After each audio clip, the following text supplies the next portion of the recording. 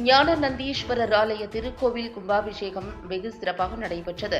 தருமபுரி மாவட்டம் நல்லம்பள்ளி அருகே உள்ள நாத்தவட்டி கிராமத்தில் ஞான நந்தீஸ்வரர் திருக்கோவில் அமைந்துள்ளது.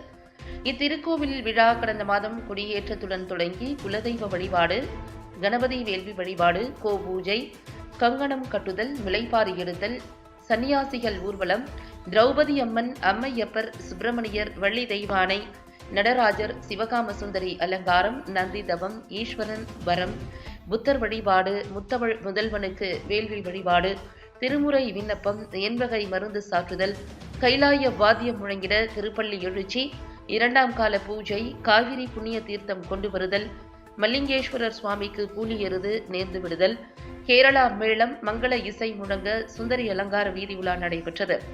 இந்த நிகழ்ச்சியில் திருமுருகா கிருபானந்த வாரியார் சுவாமிகள், வள்ளிமலை ஆதீனம், சன்னியாசிகள், ராமநந்த மகாராஜ், ரத்னா குரூப்ஸ் நிறுவன தலைவர், நிர்வாக இயக்குநர் ஹரிகிருஷ்ணன் உள்ளிட்ட நிர்வாகிகள் என 1000க்கும் மேற்பட்ட ஏராளமான பக்தர்கள் கலந்து கொண்டனர். அனைவருக்கும் அன்னதானம் வழங்கப்பட்டது.